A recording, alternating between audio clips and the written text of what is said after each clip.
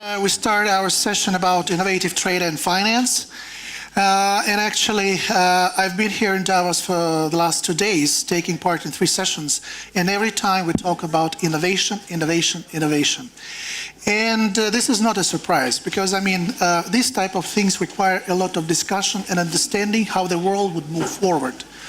But today we'll take a chance to discuss with our experts the ways they see the development of innovation in the area of trade and finance. And just look at the numbers. World trade in goods and services in 2017 was exceeding $40 trillion. According to Dubai Multi-Commodity Center, the cost of trade globally is estimated to approach $2 trillion. And 20% of that is related to paperwork. Paper document flow is a key obstacle to trade, and if you look at Maersk estimates, it says that for a container of fresh cut flowers to be delivered to Rotterdam from Mombasa in Kenya, it is necessary to compile dozens of documents and exchange 200 letters with different farmers, shipping companies, suppliers, customs brokers, and government agencies. So this is incredible. But new technologies actually can ease this process significantly, and today we will discuss this approach. So we had a discussion right before the session with the speakers, and we decided that we will act in an innovative way, introducing our speakers. It will not be me who will name all the participants of the panel, but I'll ask each of participants to introduce themselves. So I'm delighted to start. Right here? Yeah. And the microphone is working. Thank you. Thank you, Alexander. And before I go too far, I do want to thank the Integrated Petroleum and the Caspian Wheat team for really doing a tremendous job, don't you all think? So much work that has gone into putting the show together and bringing us all here together into a vibrant discussion. So my name is Govinda Ahluwalia. I'm the founder and CEO of a venture called Digital Twin Labs. And the idea being on how do you bring different flows together, like the physical flow, like the digital flow, like the payment flows. And that's the idea of a digital twin. It probably should be digital triplet. My prior background is from IBM, where for 10 years I did an innings with IBM and left IBM about 2 years ago as the CTO for IoT, blockchain, and cloud. I come from a long history before that in helping the industry and clients adopt, use, benefit, solution frontier technologies. And though this is a blockchain discussion, it could easily intersect with AI, it could easily intersect with IoT and cloud. And when consumption by society or businesses go after it, they don't go after it technology by technology, they want to look at it holistically. So I'm so glad to be on the panel over here and look forward to the learning from you, as well as the rest of the panel. Thank you.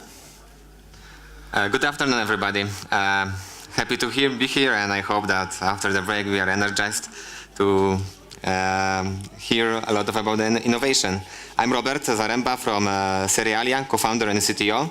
I'm a computer scientist, and also recently we're involved in a few research in crypto economics.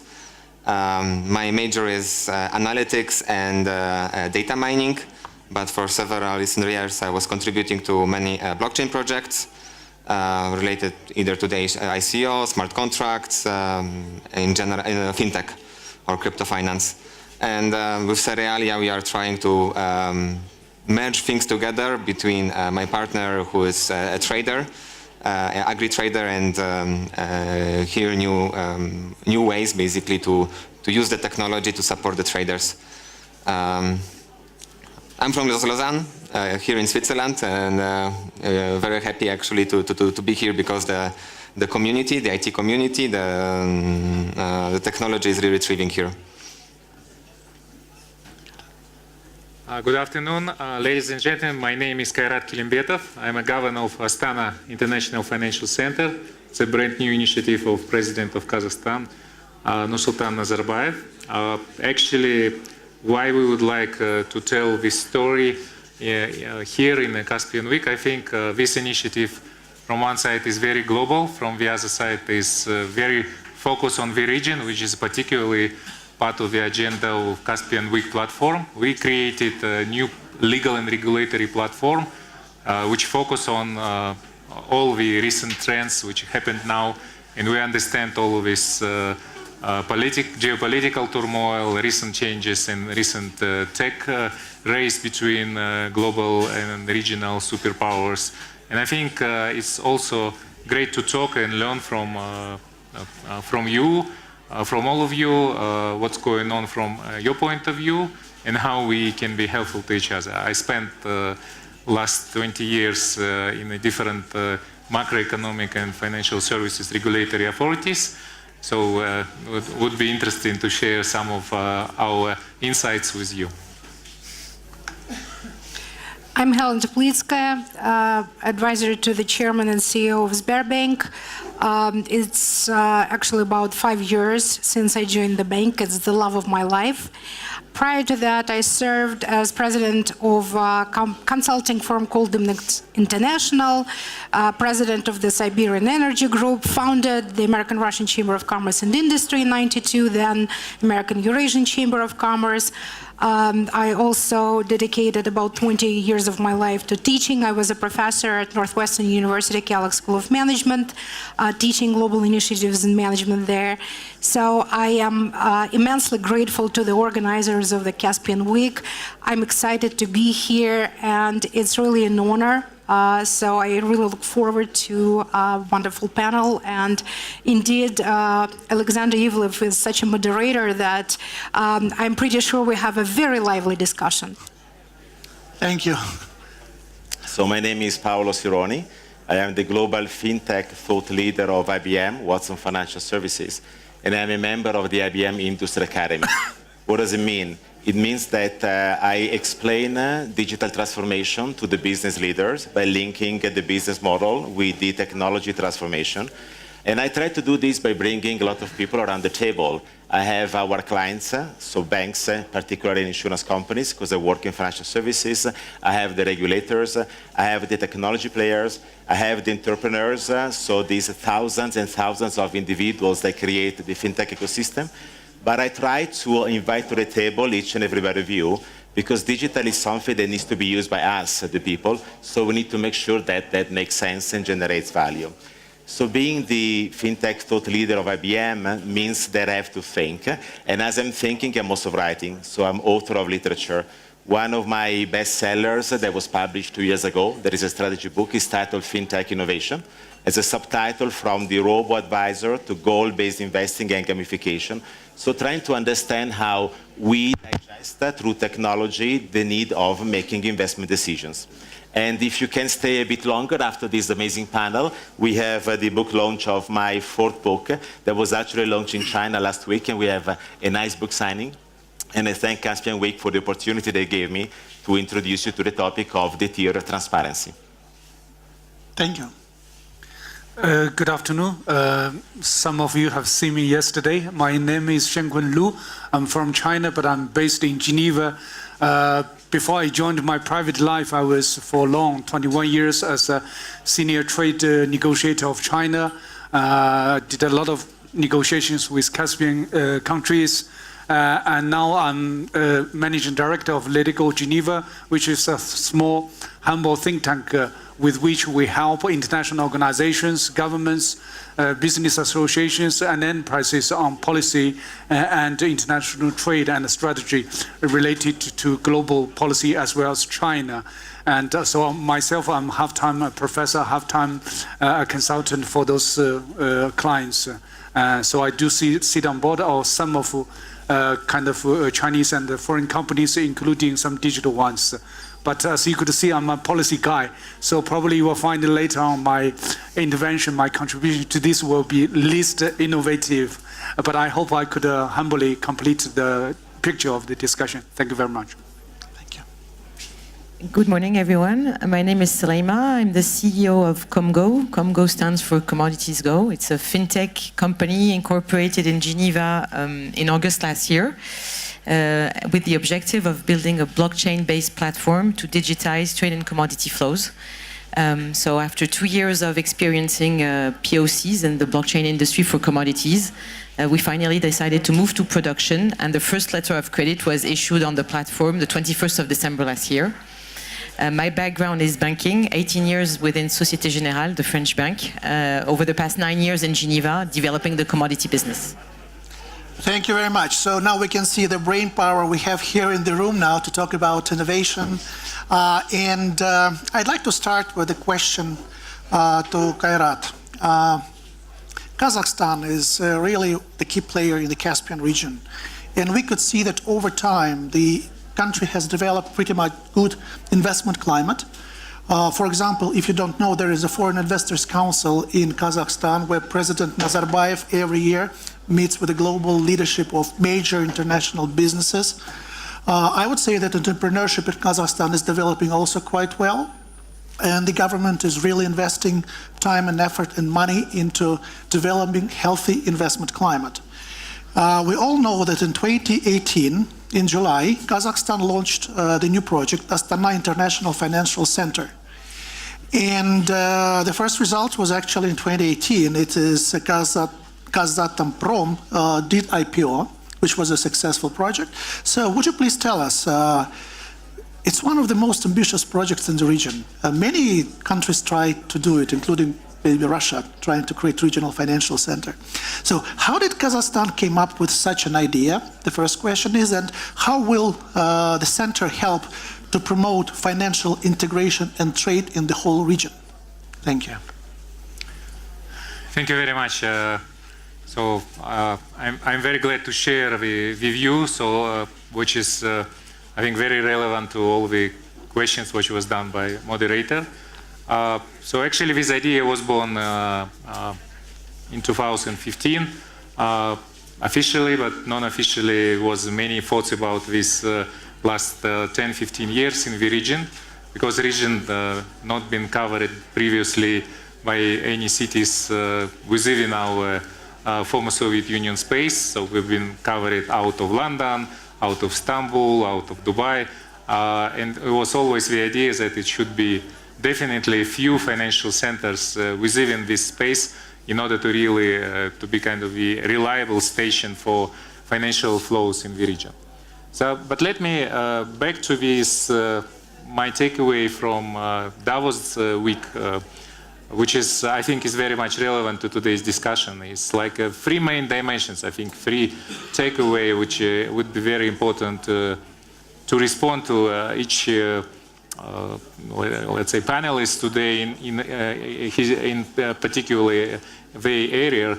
But I think we now see big changes, which is in three dimensions for countries like Kazakhstan or for countries from the Caspian region is very relevant. So first of all is big changes in geopolitical room, let's say, and room for the previous policy of maneuvering became closer and smaller and smaller. So now we see that it's a huge increase in the role of the new regional powers, countries like China and India. And so yesterday was a very fascinating presentation of a book of Kishore Mahrubani about tech race between United States and China. And he actually said the famous forecast up to 2050, number one economy in the world would be China. Number two economy on the world would be India. And United States would be number three. It's like one of the forecasts, so nobody knows what happened finally, but at least according to the current assumptions, it looks like this. It changed dramatically all our previous perception how let's say, the future should look like, because we now more, well, let's say, last 200-300 years been more dominated in the global GDP by the, let's say, OECD countries' economies, but now it's a new comers are coming. Like it's not only China and India, but it's also demographically move with gravity move to the Asian dimension. So this is one. Number two, and it means that not just like changes in a statistic. It means this huge social, humanitarian, cultural, geopolitical, political, economic, business context, because it's a completely different DNA of these new players, let's say. Number two is for especially countries like Kazakhstan or Azerbaijan, Turkmenistan and Russia, so the super cycle for high prices for oil and any other commodities is over. So last 15 years we've been evident when it was unprecedented period when the price for oil was about $100, and it's not like this anymore. It will be ups and downs definitely, but we understand that it's now situation is changes, and for macroeconomic authorities is a huge challenge, I believe. Number three is the new trends in tech, and I'm sure my colleagues who focus on digital technologies more specifically will tell you what is going on. But what we see is a time what reminds me of the Cold War, when it was a, let's say, battle for nuclear or space between Soviet Union and United States. Now it's between the United States and China, especially in terms of the battle between platform companies. So from one side is internet giants like Google, like Apple, like Facebook, and Amazon. From the other side is Baidu, Tencent, and Alibaba. And it's like completely different platforms which would be dominate globally, let's say. So in this terms, so I think we are now living in the world where each country, in order to fight for favorable investment climate, for bringing investment, should also start to think this way, like to create special ecosystem, legal, regulatory, business, economic platform in order to be attractive, first to bring global and regional investors, and second to be attractive for local players, for, let's say, people in your country, in your region, and I think this is very challenging. So that's why all of these thoughts actually give us ideas that we have to create completely new financial center, new generation. It doesn't make any sense to copy-paste what was happened 100 years ago, 50 years ago, 20 years ago, or even 5 years ago.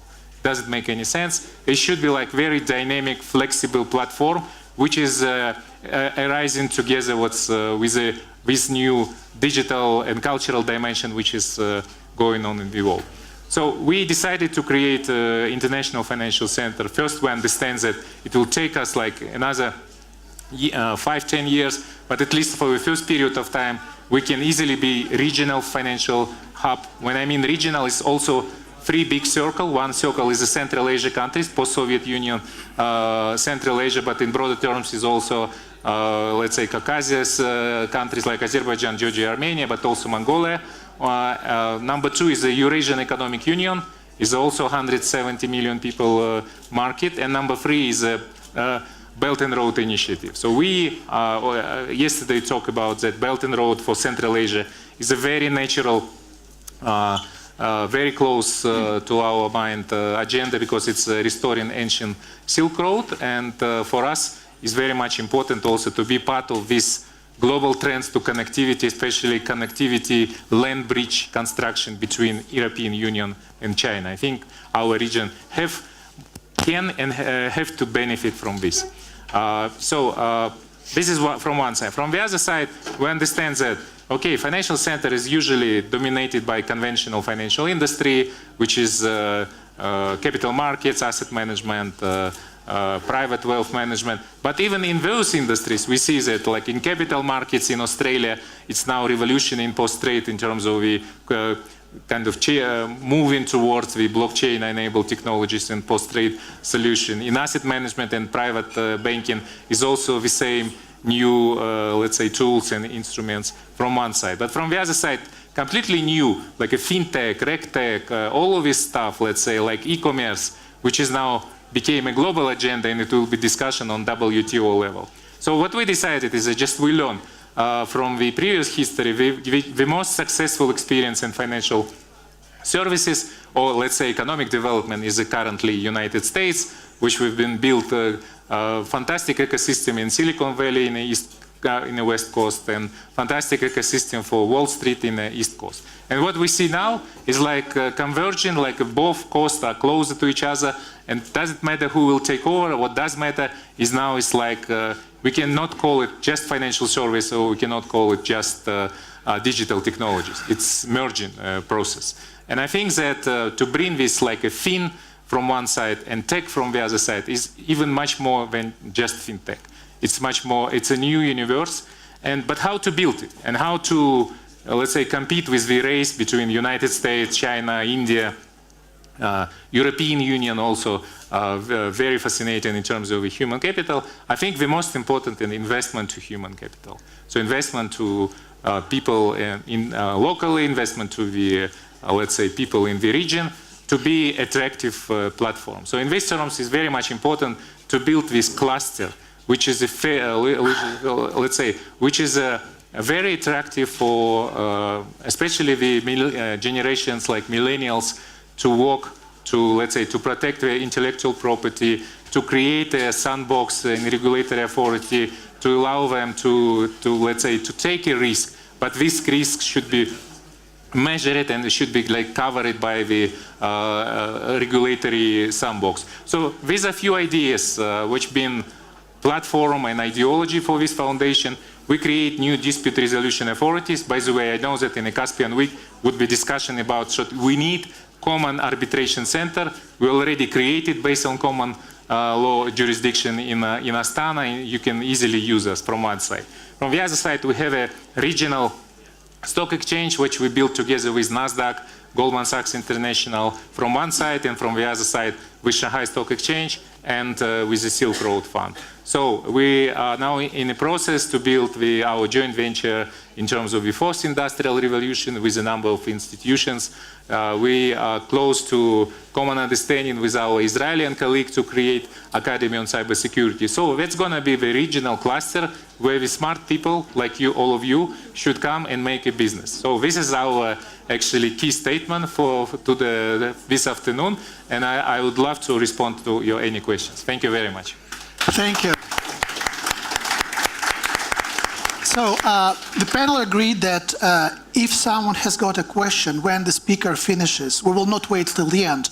You can address a very short question to the speaker if there is something unclear or you want to get more information. So feel free after the speaker finishes to raise your hand if you want to ask the question.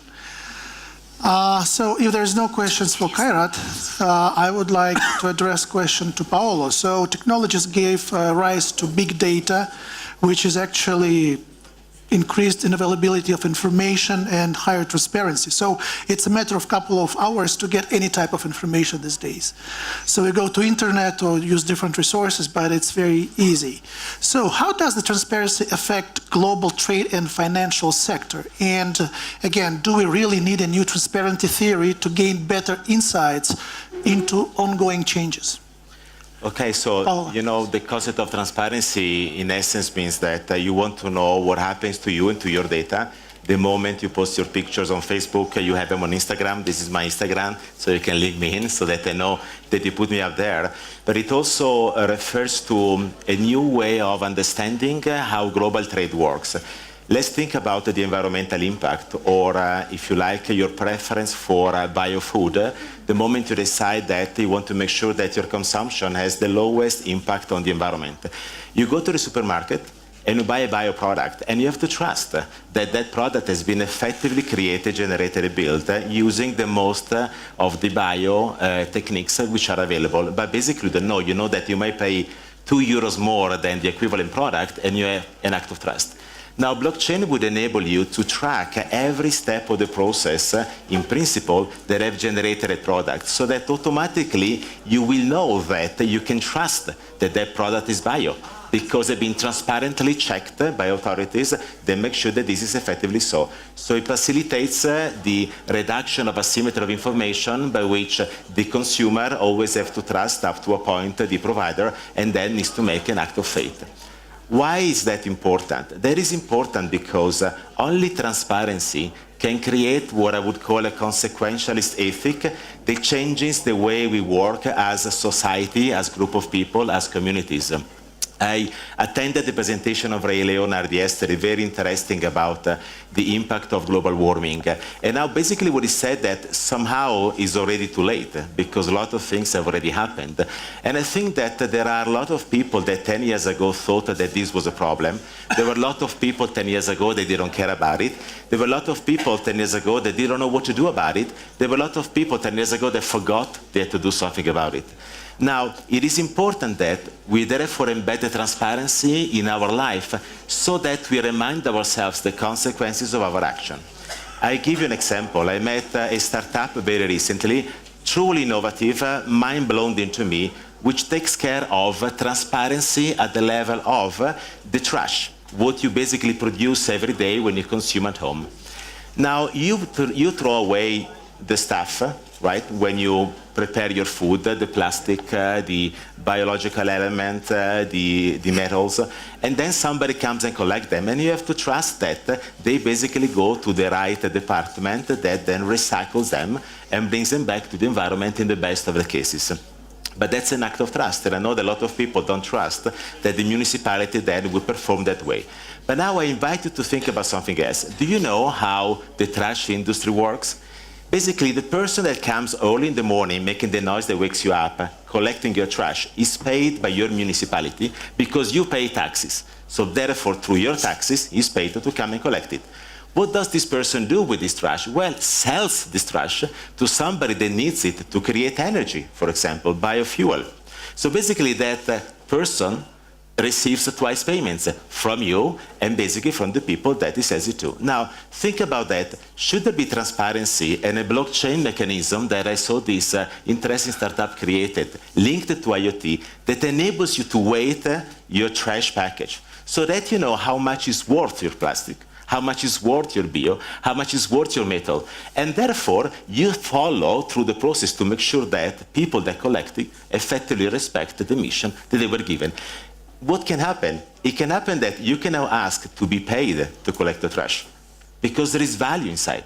So only with transparency, we bring to the surface value in everyday life that is completely forgotten on things which are super important, like the environmental impact. Thank you very much. Any questions? Go and check your trash, okay? With your wife. It's worth. Can I ask a question? So, yeah, sure. How about, for example, like, okay, it's only recently, yes, when we started thinking to create a credit for, you know, like sustainability or all these things. Okay, yes. How about, like, why we, in your opinion, yes, why we didn't came up with solutions? Because we don't need, in fact, blockchain. We could trade or sell these things before. Well, put it this way. I know that ESG is very important. A lot of CEOs of banks I'm also talking to addressed the audience at the World Economic Forum about environment, social responsibility, governance. A lot of investors are now embedding that concept inside of their strategies, but how do they really know that the company they invest to abides to those principles? Now, in the past, that maybe was not necessary because banks could make money more easily. Now it's more complicated, there is more transparency, they need to do that. But we need to make further steps. What does prevent us to make those further steps? Well, I work for IBM, and we take care of technology. And we know that a lot of companies are a bit in trouble because they need to change their technology without dropping from the tree, right? Because you need to grab the new branch before you leave the tree. And that's complicated and very expensive. But the fact here is that there's something which is more concerning the legacy systems to transform an industry, which is legacy leadership. That means the incentives. So we need to create the right incentives to make sure that all parties are starting to realize that it is in their interest to perform a new type of economic action.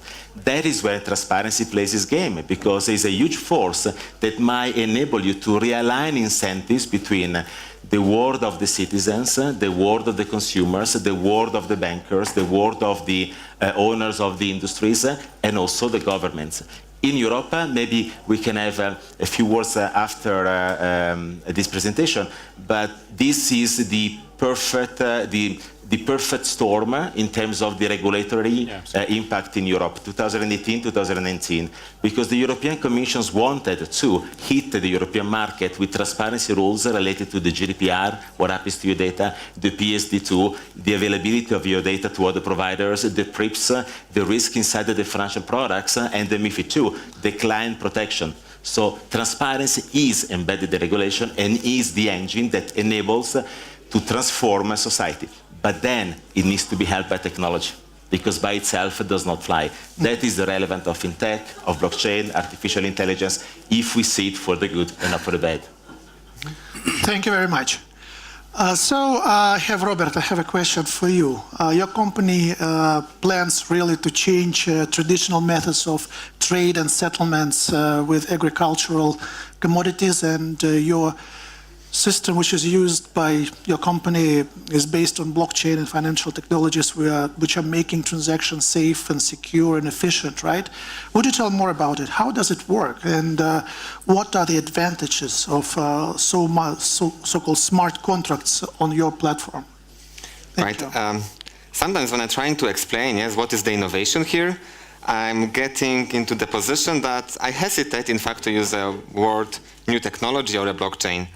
Why? Because I believe that we could reach the change without, let's say, profound change of the technology. Sometimes the technology, in my opinion, technology is here to help us.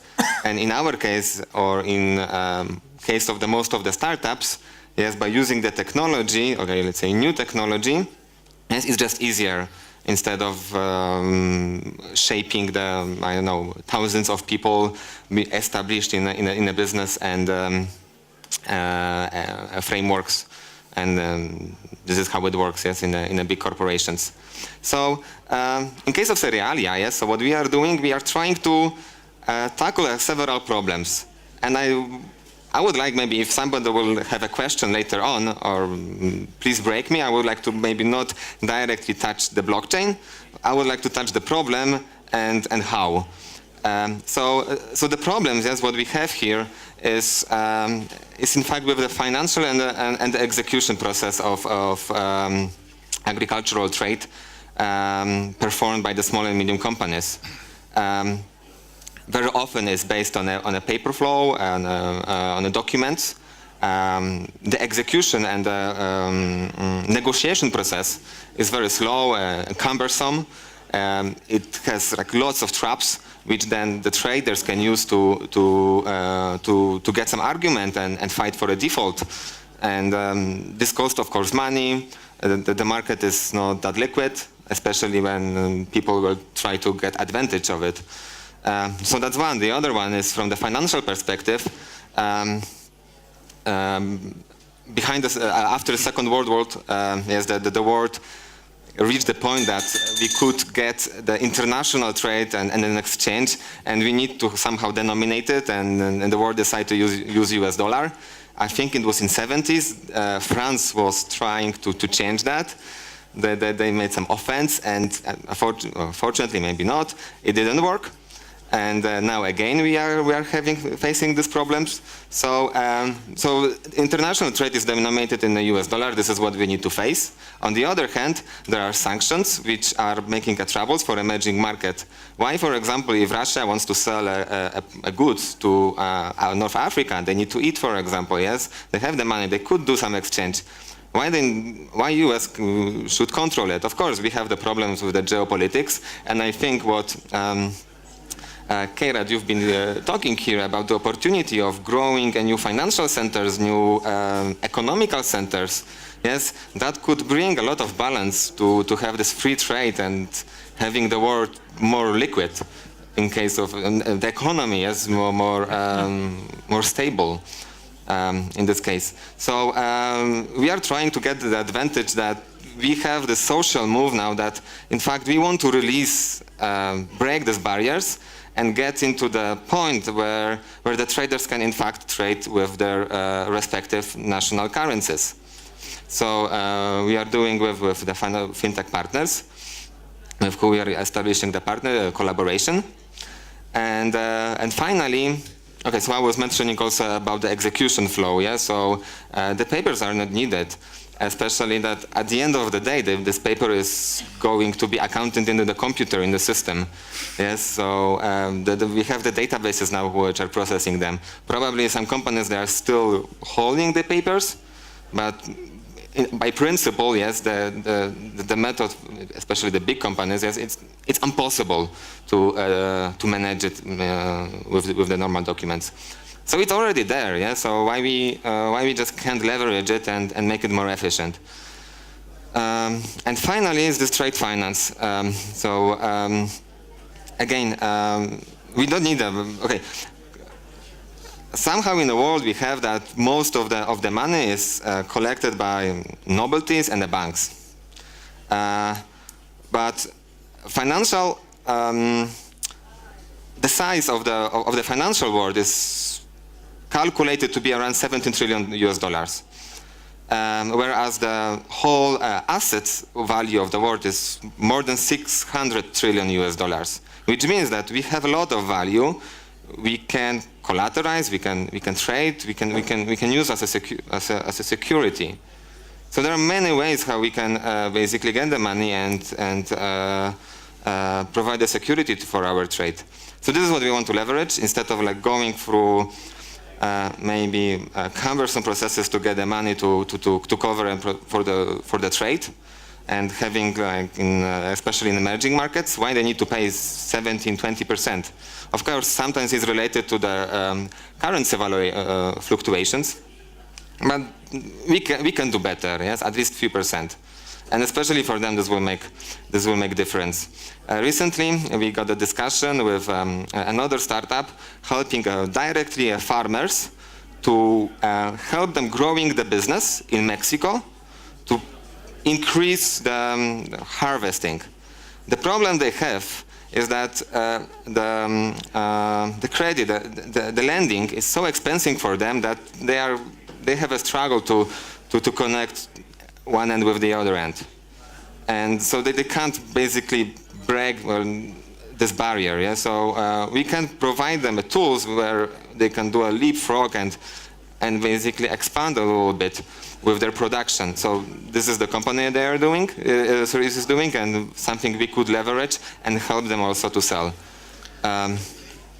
So that's about the idea of the financial technology here. I have one more question. So what do you think about the prospects of settlement in cryptocurrencies and local currencies in agricultural trade? And we know that dollar is the prevailing currency now in agricultural trade. Anyway, it's possible to challenge the US dollar in this area with the new currencies and... We are probably not today. Depends on the market, yes. For example, in Europe, we don't do US dollar, yes. And like if there is some international trade from France to Germany, they already have a euro. Yeah, it doesn't go from US dollar. With UK, I'm not here a trader, but I can bet that they also don't use US dollar. For emerging markets, again, depends. There are a lot of geopolitics. We know that it's not that ourselves who makes the decision. It's that there is a government, they have their establishment. So it's coming. I really believe that with the revolution, yes, we are thriving with more transparency here, that we will force these regulators that we can do an international trade without the US dollar. Can I ask a question? Yeah, sure. Yeah, if you don't mind, just it's probably a simple question, but it's good to know from the person who is every second involved to the blockchain development. It's a classical case that how internet compete with intranet, and those time nobody expects that intranet will lose so fast, let's say. So today people are telling that, okay, private blockchain is great, private blockchain is great, public blockchain we should think about it. It's a lot of regulatory phobias and government phobias around, or even corporate phobias around this. So my question is it obvious that it's also go with dimension? And in these terms, do you think that in these terms this world needs any kind of a common protocol, and who will win in any kind of universal protocol? Very good question, yes. I almost thought that I will avoid blockchain discussion. Okay, so for the record, I'm a very big, strong believer of the permissionless system. What does it mean is that I don't need to request somebody, yes, to participate in the system, to execution. It doesn't mean that I'm allowed, for example, to access someone else's program within the system. It's like with the internet, yes? So I can, let's say, reach more or less any website, unless there is a firewall, but it's still the same network, yes? Unless there is some authentication required. And there are ways to protect it, yes? So let's say if we design an open system like an internet, we can potentially have these applications being able to interact with each other easily. So now imagine that instead of having one internet, yes, we have many intranets.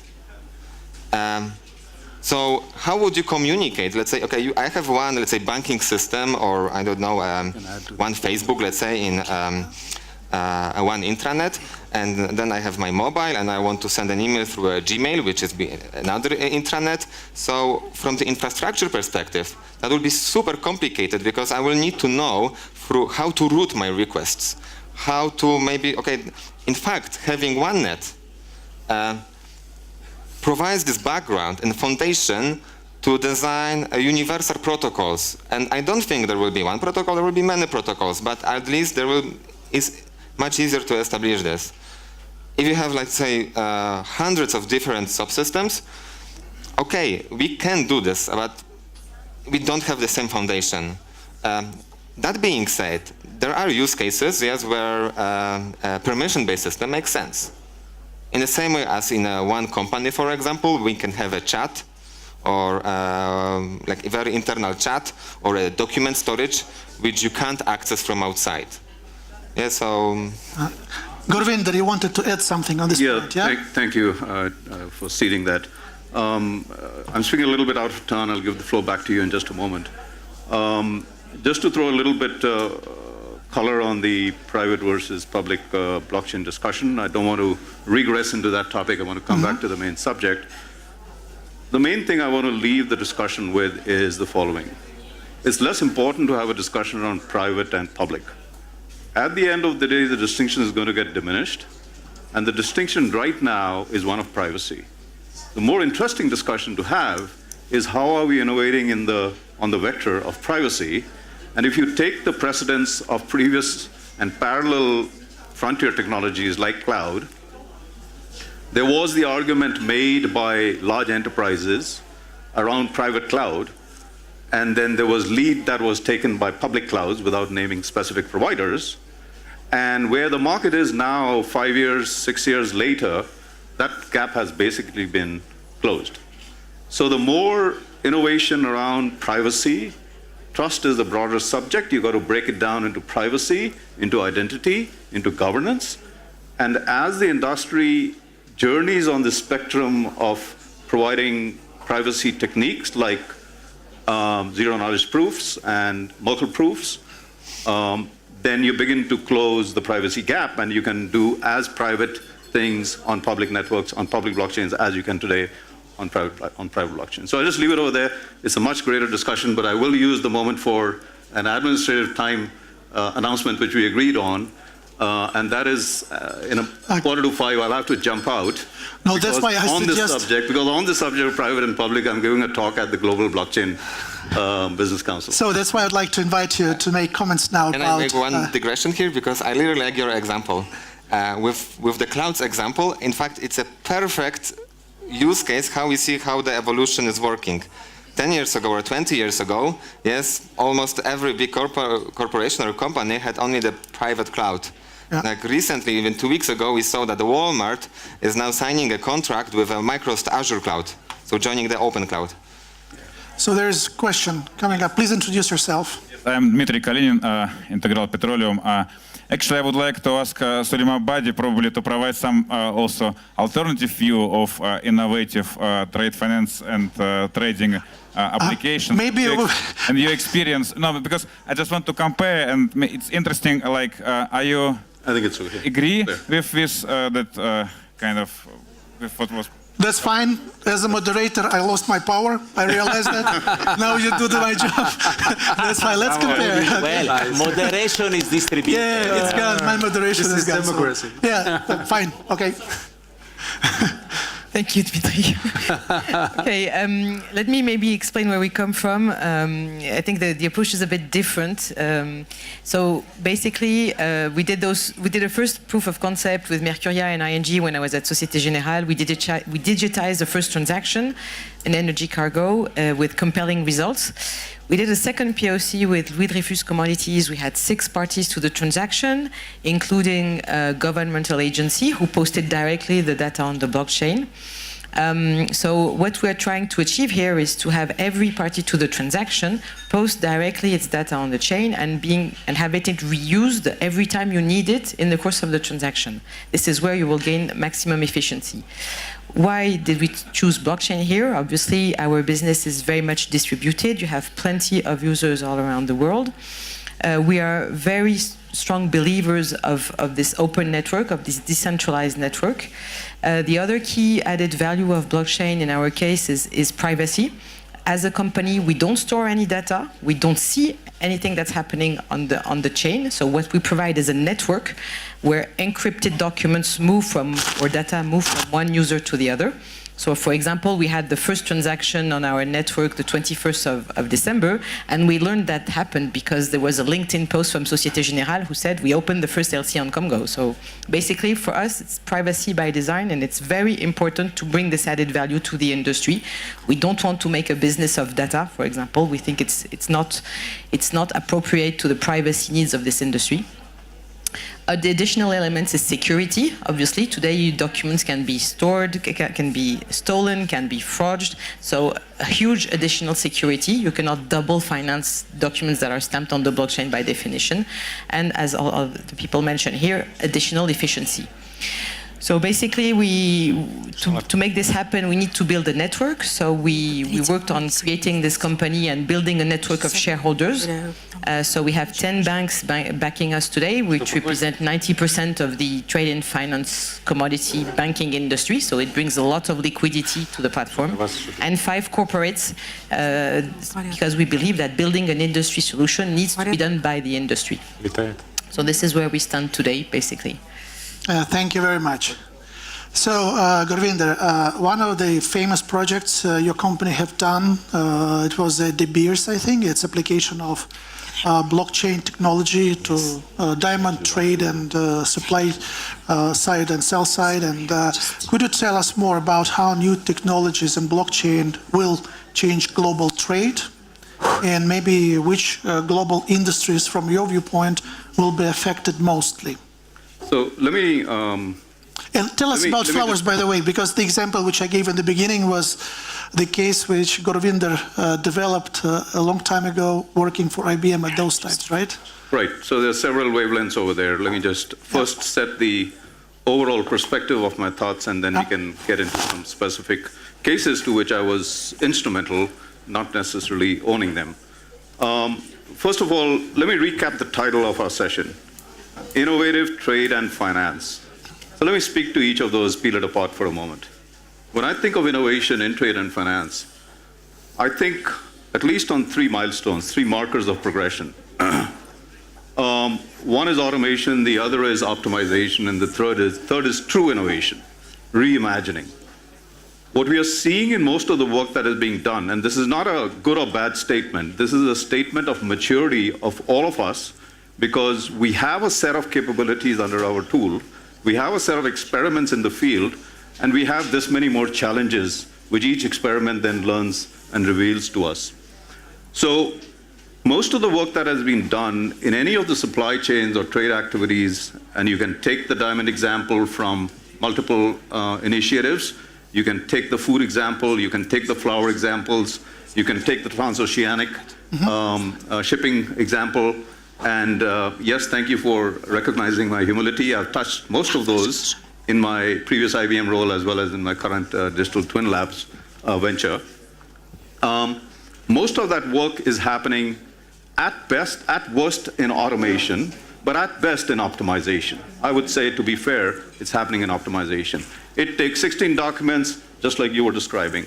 Let's take them, let's automate them. Automation has probably been done, but there's been a dichotomy on the source of truth. Blockchain jumps in, solves that, right? But at the bottom of it, we still have digitization of a paper trail, and now we have more trust in that paper trail. Yeah. What we did not do, we did automation, we did optimization. What we did not do true innovation. True innovation to me is when you put aside the current state and you reimagine the future of the industry. And the future of the trading industry, if we were to look at it, is I no longer want to tell the shipment or the box or the crate where to go. The article should tell me where it's going to go. So we are getting into the possibilities at the intersection of IoT and AI and blockchain. So it's not just a blockchain discussion, which I introduced in my introduction. And when you come at the combination of these, that's when you are really reimagining the scenarios and not looking at it as supply chain the way we've looked at it for the last 3 decades, but you look at it as a box. No longer I have to tell it, but it's going to tell me which is the most efficient next step it needs to take. And then I will probably have the override and the kill switch, whether that should proceed or not. All right. Another aspect I will touch, which also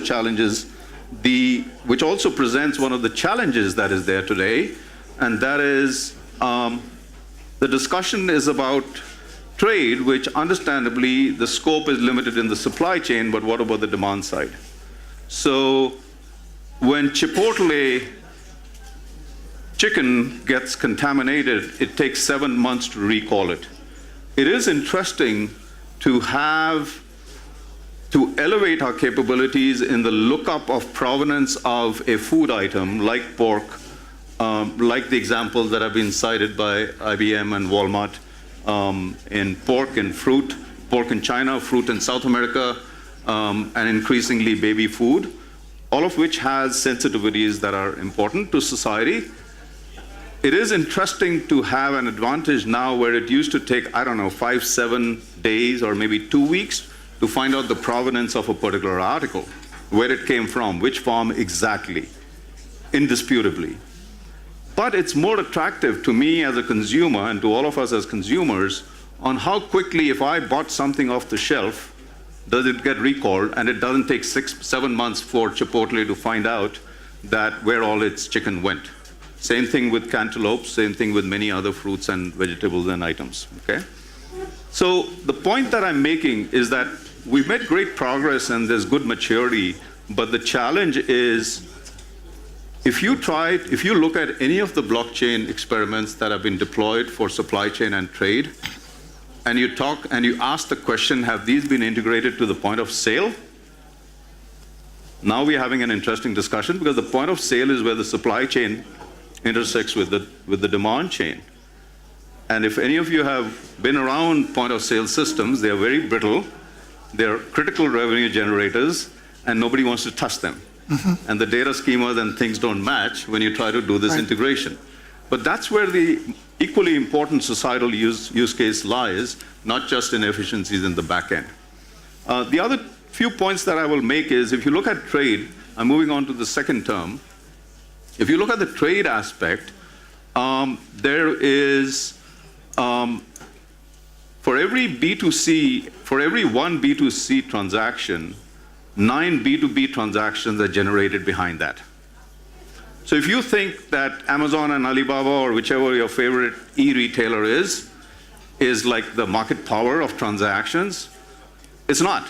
Because every trade platform behind it in the B2B space, for example, TradeShift, not the same brand name I think that is over here, but an Asia-Pac platform for transportation and logistics, carries 500 billion of trade. Let me put that in perspective. $500 billion of trade is about the volume that Amazon does, right? So the point being that each entity in the B2B side does massive trade. Let me speak to the finance aspect real briefly, and then I'll pause for questions, and then you can tell me if I should continue or not. the importance of finance aspects is getting a line of sight and visibility in order to mitigate risk and underwriting of risk to keep the bloodline of finance, trade finance, flowing into the system. Everybody understands that. If that does not happen, you have marketplace fractures and stuff stops happening, things stop flowing. So India has had banking meltdowns of banks that have issued lines of credit to the diamond industry because of double counting. So if you look at the problems and then try to translate, these are the kind of things that blockchain technology delivers, where there is uniqueness of transactions and one invoice cannot be presented to one purchase order cannot be presented to one bank and say, here I got a PO, give me so much loan, and then it goes to another bank and with the same PO, you're now double counting.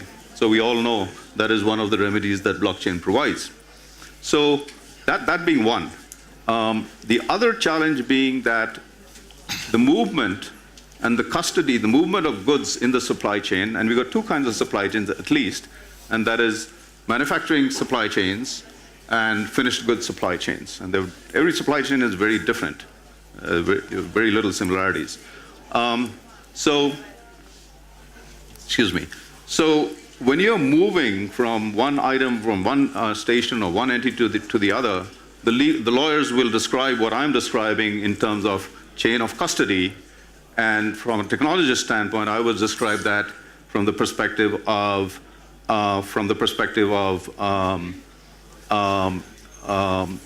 integration, data integration.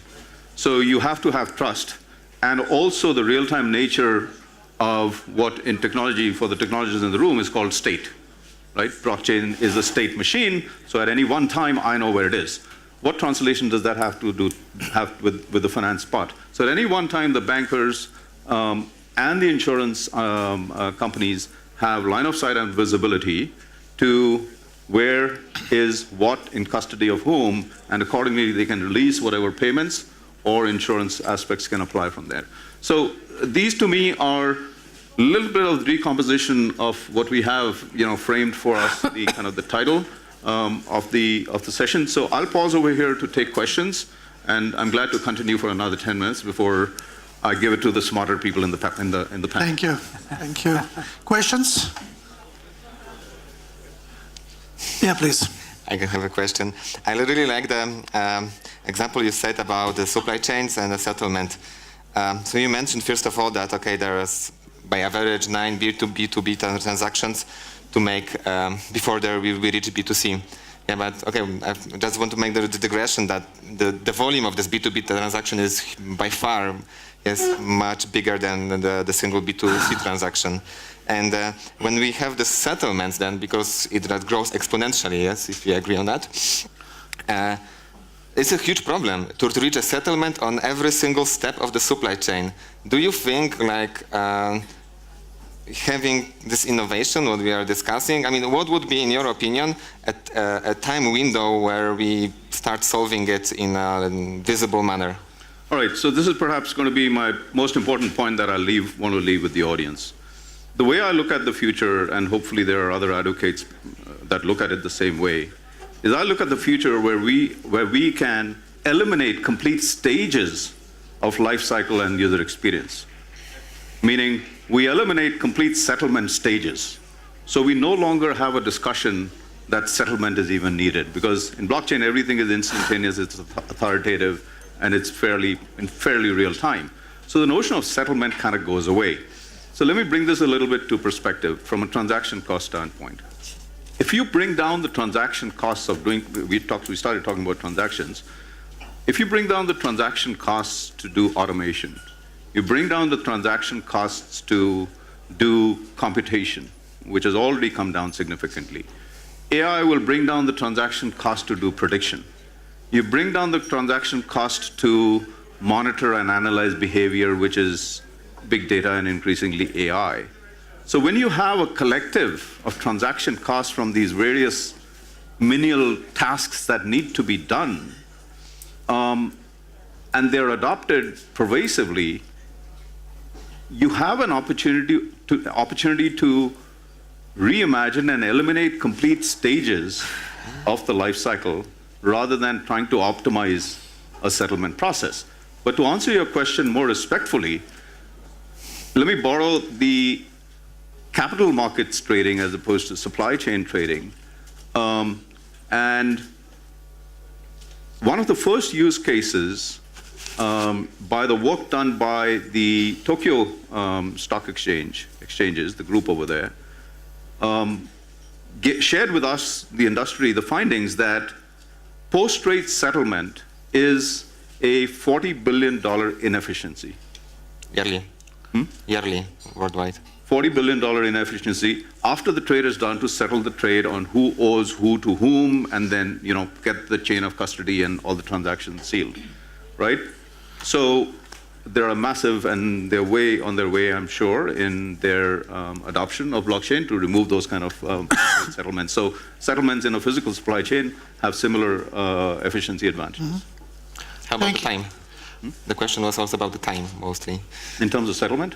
No, like adoption of like when we will see where. I don't make predictions very well. I'm a technologist. I don't have very good prediction etiquette, so I don't know when it'll happen. So if that's what you're asking. Yes. But it's irreversible, you think? Yeah? What happened? I mean, the exclusion of settlement. It's already happening. It's already happening, in fact. No, your question was. Yes. It's happened when? My question was. The question is, it will be for long period of time, or will take it a very fast time? Well, a very fast time in the optimization approach. That is the goal. But the earlier argument I was making is that there'll come a stage with high adoption of AI and blockchain and other capabilities where you're not going to need settlement stage at all. Mm-hmm. Thank you very much. So I have a question to Sulima. Now trade enters in a new era where all the traders, bankers, producers need to use game-changing digital solutions, and your company is producing such solutions. Can you please tell us more about your products and what you offer to your clients? And another question I would add to this one is, which markets are you going to with your products? Is Caspian region part of your strategy? Of course it is. First markets we're tackling are energy markets because they are the simplest ones to address. And when you create, when you innovate, you have to find friendly places to do so. But obviously we are very close to all kinds of commodity due to our past experience in the business. In terms of products, so LC obviously is a very important one in our industry. So it's the first one we have developed, and we're going to build on it to make it more generic and adapted to other products. Second product that is going to be available in the following days is the exchange of documents to perform KYC tasks, to perform negotiations of LC, whatever you name it. So you will be able, as a user, to connect to the platform and to send to whoever you want on the platform a hash, an encrypted hash of your document. So for example, if you have 10 banks, instead of sending all your KYC documents, the 50 KYC documents you need to send every year to your 10 banks, you just push one button and you can ship them directly to all your banks at the same time. So it's an encrypted, stamped exchange of documents. And obviously then it's the whole range of trade and commodity finance instruments that are going to be realized on the platform for receivable discounting, stock financing, and you name it. Mm-hmm. Thank you. Thank you. Thank you very much. I think we both have to leave. I know. But you're in good hands. Yeah, I made it in time. So. Let's move further in geography and let's talk about Asia. If we look at what will happen in Asian markets in 10, 15 years, we would see that there will be 2.5 billion representatives of middle class, which will mean that the structure of demand and structure of supply would completely change, and the global economy would go through big transformation where all the markets will be supplying products and goods to China and Asia.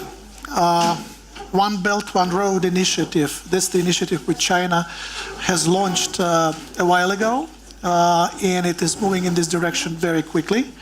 And Caspian region actually is one of the areas and regions which has got strategic importance for this initiative, being part of the Silk Road. So my question to Professor Lu, how do you see innovation can better help China to integrate into the region and find new ways to, enhance and stimulate the One Belt, One Road initiative? Thank you. Thank you very much, Alexandro, for the guiding question. If I could simply link China Belt and Road Initiative with the theme of our panel. Innovation. To put it simply, it's like that is an innovative initiative by China, which has two most important focus on trade and finance. So if you look carefully at the contents of this Belt and Road Initiative, which we call it a five-pronged approach, so 5 key pillars. And so it's about policy coordination, infrastructure connectivity, trade facilitation, financial integration, and people-to-people communication. So among the 5, you see 2 as key pillars related to trade and finance. So that explains how important that the BI could be for the region, and of course beyond the region. The first thing I think that on trade is that the China has decided to do is kind of to lay down a kind of policy framework, a kind of stage for the players like enterprises or individuals to perform their trade or their exchange of things. So what China has done is that very much push forward the free trade flows between China and the Belt and Road countries. If you look at carefully that China up to now has signed 16 free trade agreements and covering around about 24 countries. 16. And among these 24 countries which covered by these 16 FTAs, 12 of them are from Belt and Road Initiative, including a recent one by Georgia. And of course, China also has recently launched together with Eurasian countries about a feasibility, about economic agreement, cooperation agreement between China and Eurasian countries, which potentially could lead to a big free trade agreement between China and Eurasian countries. I hope that could happen. Another thing very innovative and also a little bit digital, which I think would be important to mention. There are too many to mention, but I will just focus on a few. It's about digital. Also at the policy level, China has also kind of doing a lot to collaborate with Belt and Road countries to try to enhance digital or what we call e-commerce trade. Up to now, China has signed 14 MOUs for the cooperation on e-commerce, and also actually quite some of them are from Caspian region. So Russia and Kazakhstan. Of course, you know that China has in recent years pushed by the existing premier Li Keqiang to develop this so-called Internet Plus economy. So trying to equip the traditional trade, economic sectors, different players with a kind of digital arm and to help them do better. And of course, you know, China is leading on cross-border e-commerce and also on some digital technologies. I mean, one example I could use is that in the past, when every time I travel from Geneva to China, I need to take a big envelope with a lot of renminbi just to pay for my hotels, my food, tax, everything. Now, I don't need a 0 penny. I just need my mobile phone connected with the internet and with my credit card, and then go everywhere with that. And the 0 money zero cash I have to use. You could even pay a street beggar. The street beggar even developed their own barcode. So you could just scan it and you pay him $2 as a kind of generosity thing. So I think those are kind of things, I mean, both on trade and also on digital trade that China could share probably with One Belt and One Road countries, including Caspian areas. The second thing about financing, because our friends, previous speakers have talked about the importance of financing as the bloodline to help build the muscles of the trade and then the whole body of the economy. That's also a very important part of the Belt and Road Initiative. The first thing China has done is that to sign cooperation agreements with Belt and Road Belt and Road countries on this kind of they call it currency swap thing. I'm not expert on it, but basically is, as we have discussed, to reduce the over dependence on dollar for the settlement of their trade. So China has signed, I think, up to now 22 such agreements, and the total amount for this swap amounts to 1 trillion renminbi there. And of course, China has also encouraged Chinese banks to go set up their branches along Belt and Road countries. Up to now, about 10 Chinese banks have established in 26 Belt and Road Initiative countries 66 branches. Vice versa, 55 Belt and Road there are 55 Belt and Road, the banks from Belt and Road countries, 21 Belt and Road countries, have also established 67 branches in China. So a lot of things are happening there, trying to smooth the financing flood as of blood for the trade. Of course, I'm not an expert on that, but a lot of banks, Chinese banks, have developed also some innovative system to help to do quicker, easier settlement system for the trade between China Belt and Road Initiative. Industrial Bank of China, they have called this kind of one-button system. It's like a simple button system, and you settle the whole process of settlement for one trade, one contract or whatever. So those are the things I think that will help a lot on that. So what we're seeing that those things are happening and helping the China's trade with Belt and Road countries. 5 years, their initiative was launched 5 years ago.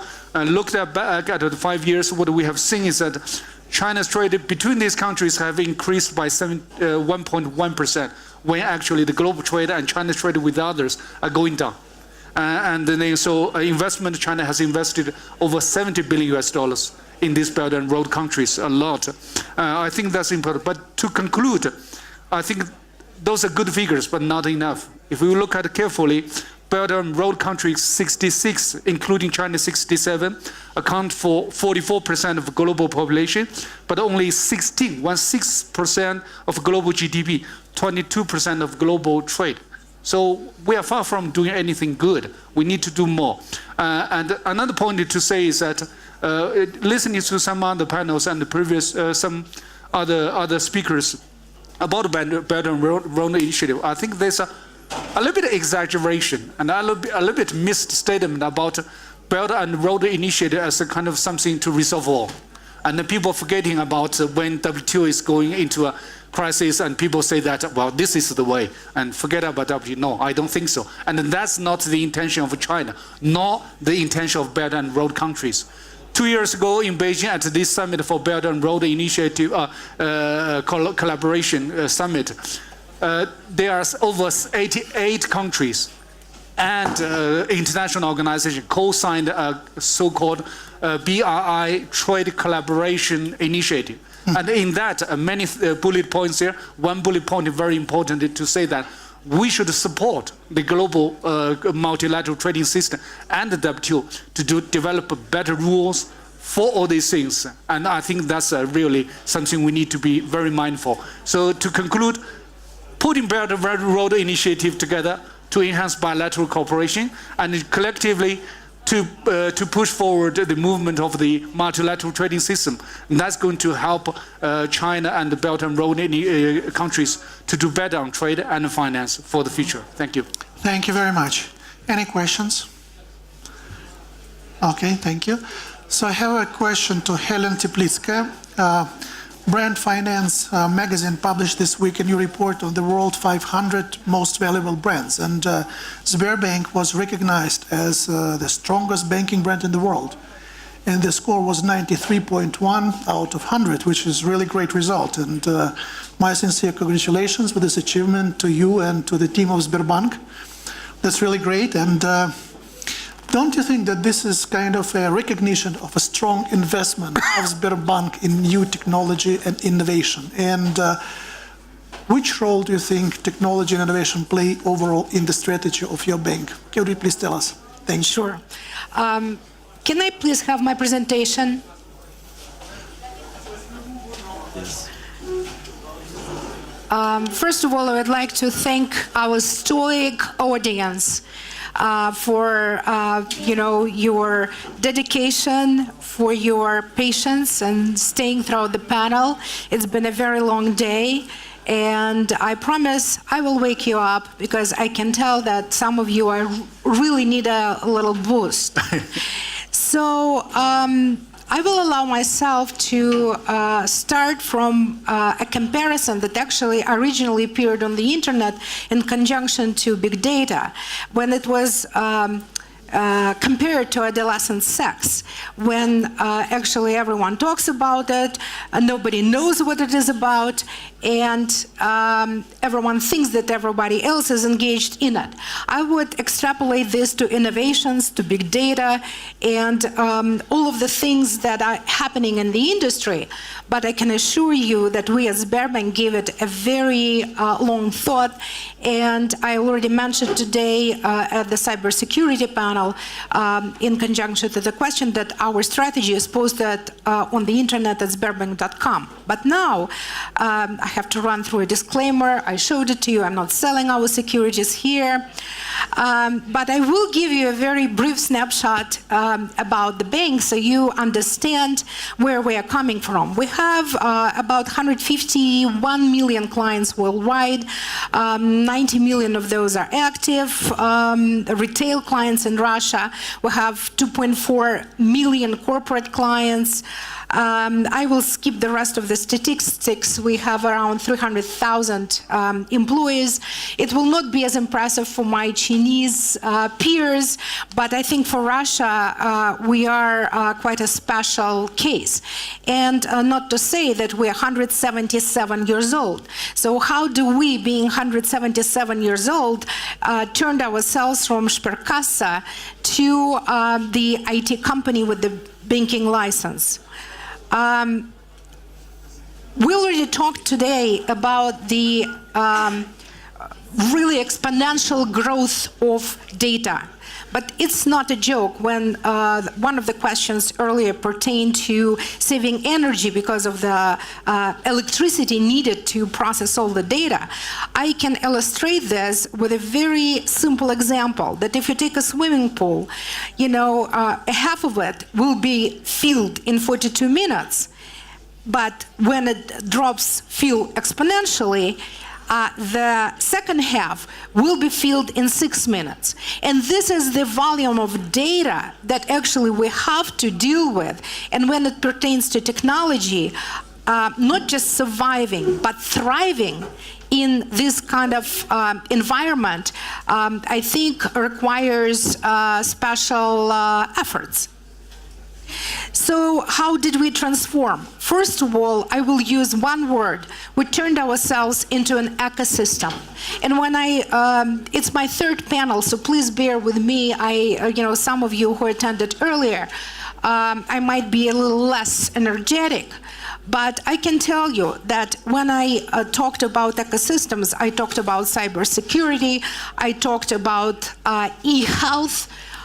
This is not a joke for us because we come from a vision that our services have to really be holistic, that we have to be with the client for life, and that we have to address all the needs our clients might have way beyond traditional banking service. And for this, indeed, we need to become as digital as we can. So we use a lot of instruments, including artificial intelligence, VR, AR, Internet of Things, you name it. And this is how our ecosystem looks today. As you see, we have lots of sub-ecosystems that constitute one living organism, what is Sberbank today, which is cloud services, cybersecurity, dog, B2C e-commerce, unified communications. We have House Click, which is one of our newest products, when we help the sellers and buyers sell the real estate solely via the internet. And we have a mortgage service that is based, the first credit factory ever created in Russia is based on artificial intelligence. That's why we can provide such speedy service to our clients and provide, being actually like a one-stop shop. One of the latest products that I think is, revealing of how we really are going digital is Yandex Money. It is our joint venture with Yandex.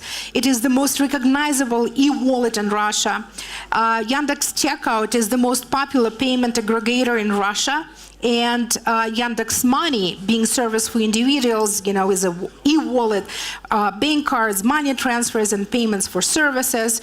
Yandex Checkout, a service for businesses. So it is really growing exponentially. And if you could take a look at our partners in business, you will see that we are really open to the world.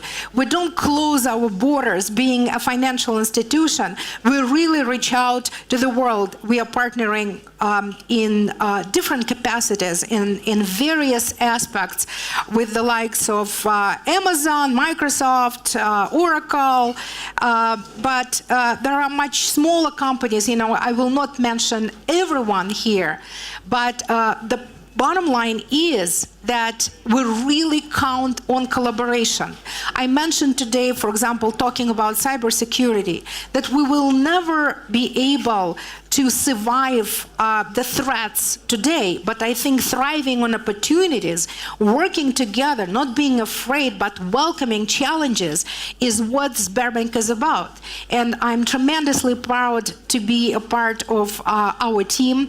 Our values are, I am a leader, we are a team, and everything for the client. And you know what? It is not a joke. It's my actually soon to be 5 years at the bank. I never worked for a large financial institution. I always liked being in control of what I'm doing. And it's for the first time in my life, I really enjoy being part of the team. And it's about everlasting learning. It's about embracing technologies. If somebody could ever tell me that I will be presenting on cybersecurity or e-health or the likes, years ago, I would never believe it, because most of my classmates, my girlfriends are already retired and just babysitting grandkids. I love my granddaughters, but there is so much more I want to learn, so much more I want to share. So again, thanks a lot to the organizers of the Caspian Week. It's been really an honor, and it was a tremendous pleasure, because most of all, because of the friendships. I met so many wonderful people. Each of you could easily be on this panel and probably deliver a much more exciting presentation. So I'm sorry if I disappointed you, and again, thanks a lot for staying and being as stoic as you are. Yeah. Thank you. And by the way, you had a proper consultant on cybersecurity matters, by the way.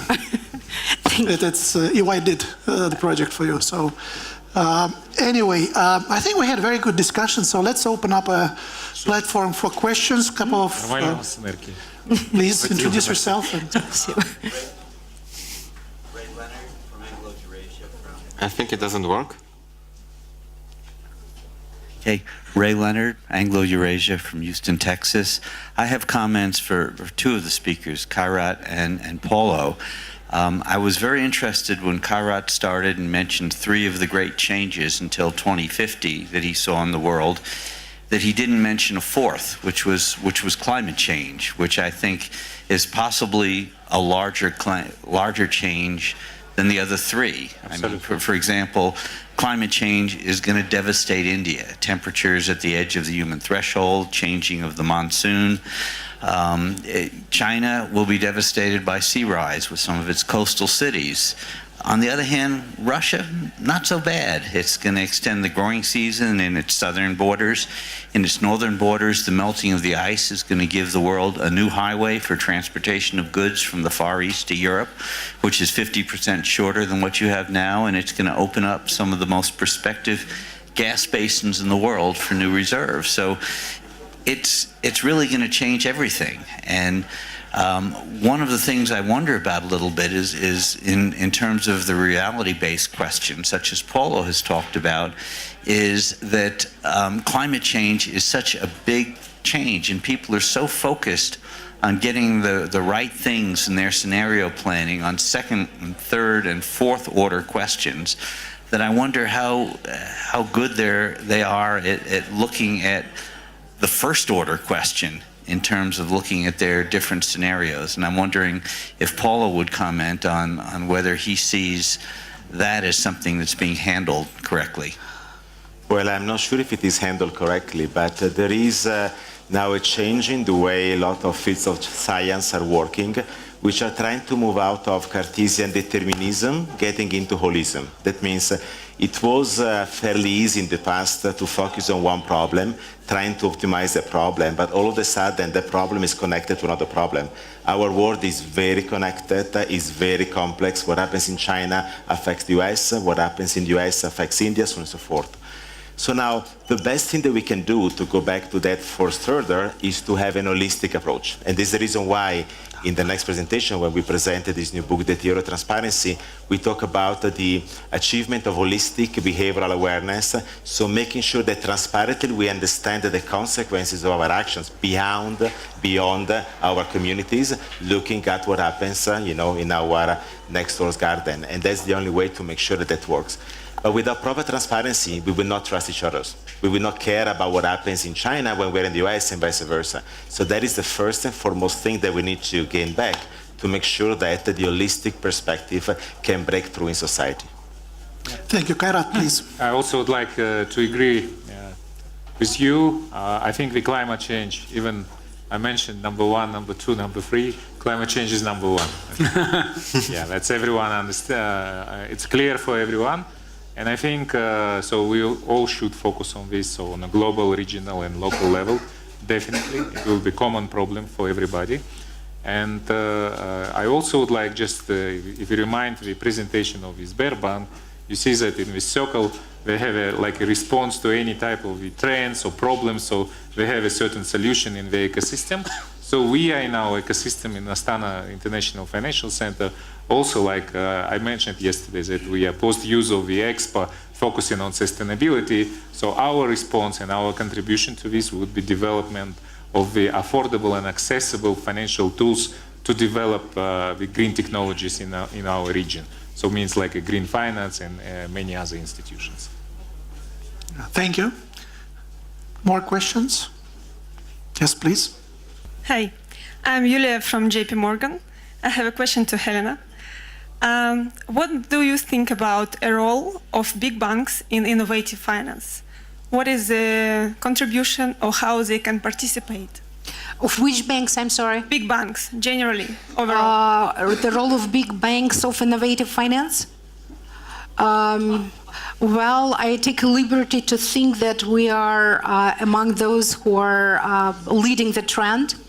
At least we work our tail off, actually, moving in this direction. We will only survive if we not just catch up, but if we ride the wave and skyrocket with the wave. And I think, without bragging, that with Sberbank, at least among our peers, are doing not so bad in this direction. We are open to the world. We're in 22 countries, and including Kazakhstan, where we really enjoy the latest developments. I was in the Global Expo, and that's where we met, and I was absolutely astounded, and I was so proud that Sberbank, even in Kazakhstan, made a contribution. But what I was talking about there is how to, I didn't address it today, but I think it's the cornerstone. Or how do we develop people to actually be adequate to these new challenges. And I would like to stress, hopefully with my own example, that age does not matter. That we can have, very young students being outdated, and we have seasoned people. Let's label us not old, but seasoned, who are really educating themselves and sharing the knowledge. And I think that Sberbank, to a great extent, is a missionary in enlightening professionals and children and young generation, so that they will have a chance to not just find whatever job, but really be happy with what they do, being passionate about what they do, and really kind of be an open book, because not just our corporate university that was recognized as one of the leading in the world, even though it's as young as it is, but we are investing in the schools, for kindergarten children, and now our Harashkola, the good school,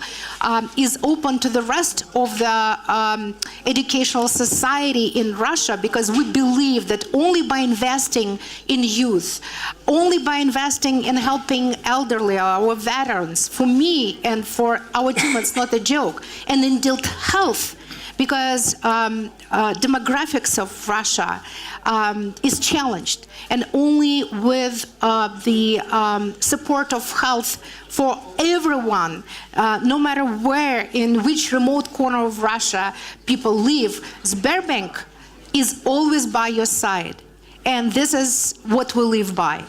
Kairat would like to add something. If I may, I also would like to support Helen and add a little bit. So, if I understood correctly, your question is, so what is going on now is, so definitely the financial landscape is going to be changed.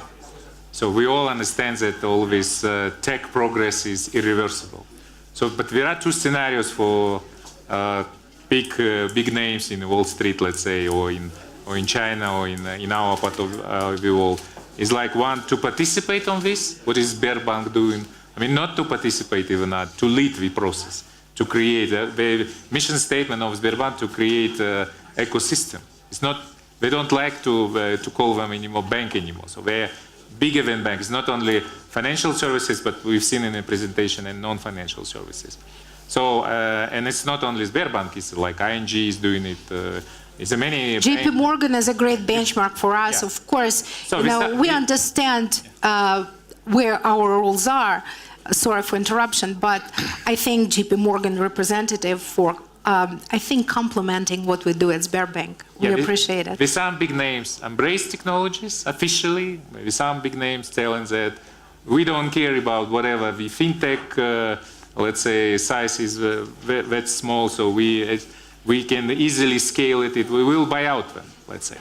So it's two scenarios. Both are very realistic. So who will win in this race? It doesn't matter who will take over, because the financial landscape for usual people changes. So we don't see it. It's, for us, it will be, again, our communication with our gadget, let's say, but who will do it for us? So definitely the banks, we need banks in terms of, there is no replacement for banks in terms of the risk management. So someone who should take over about risk management. So there is no response to this. It can be technology, but anyway, some kind of what we call banks, let's say, last 200 years. In political economy terms, the banks lead world like the last 200 years. I'm not sure. I'm sure that they will fight for this leadership from one side. But from the other side, we see the new players, which is internet giants, which is doing much more bigger job than banks today, and they are also very powerful. So we will see, I think, in the next decade what happened. But anyway, I think it's a dramatic changes. But let's say banks, it's institutions which is needs in this ecosystem as well. Can I ask a question? Yeah? Like with respect to the role of the big banks and the big institutions, I mean, it's great to see that there is some initiative to support the sustainability. In your case, do you have any data to share, for example, how much do you contribute, or based on your revenue, what's the ratio of We're a publicly investments? traded company. Our financial reports are on the internet. So I think if you explore, you will find the answers, browsing through our reports.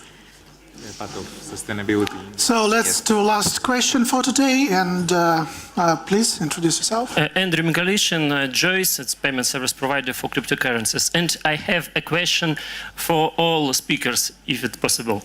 And I want to turn to the, about protocols for money transfer that using by financial institutes. Today is, four most popular, a Hyperledger, Ripple, Corda, and Quantum, I think. What do you think? What protocol will be winner? I have a conflict of interest. IBM. Okay. Maybe win something another protocol, for example, IBM. Please. Thank you. Well, put it this way, ultimately the issue is always interoperability, because the world is always much more complex and varied than what we think. So I don't think that per se there is one protocol that needs to win against another one.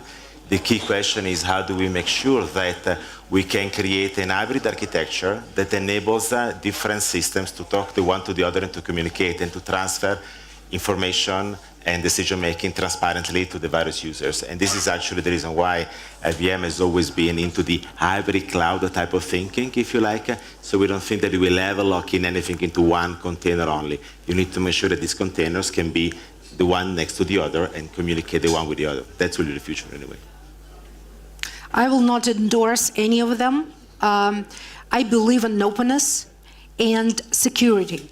So the one that will provide greater versatility, agility for the development, while providing security for the data being open for everyone, this is the one. It's my personal opinion. I do not express opinion of the bank, going on record with this. However, this is what I personally think. Kairat. Yeah. Yeah, so let me put it a little bit another way. So what we discussed previously, in terms of, we've all been evident last year here was a huge discussion around cryptocurrencies, and we remember the price for cryptocurrencies those time, it was booming, and it was, everyone was enthusiastic. What we've seen last year is like traditional conventional industry, banking industry, doesn't allow, let's say, cryptocurrency became a significant part of infrastructure. Let's put it this way. It's legal, it's endorsed, but not really kind of, it's not a game changer yet, from one side. And usually like people from traditional conventional industry, they're telling cryptocurrency, I'm not sure, but blockchain in some like a government program, probably, yes, it's a great technology. So in these terms, whatever, I think that what we've seen now in blockchain and cryptocurrencies, so everyone realized that it's a like first edition or first generation of this technology, and maybe this technology been created for something else, which is, I strongly believe that for cryptocurrency doesn't need access to the fiat space, fiat currency space, because it's been created for, let's say, the process of tokenization being created for completely different stuff. Let's say, what is the further development of entertainment, like iGaming, etc. So this is really cannot be part of the traditional value chain of the financial landscape.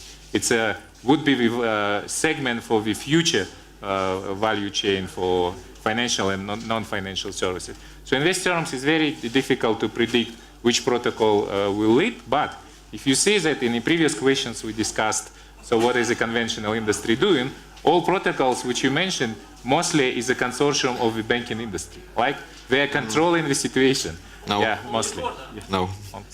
And Ripple. No. I mean, some of them directly control the situation, like participate in the industry. Some of them left already this consortium, but they continue to control what is going on. And I'm sure that this is something which is people in the traditional industry watching very carefully. Yeah. May I slightly respectfully disagree after? Yeah. The question was about the blockchain, and I would like to firstly highlight that blockchain is not necessarily about the cryptocurrencies. It's a technology which we can use to many other things than the cryptocurrency.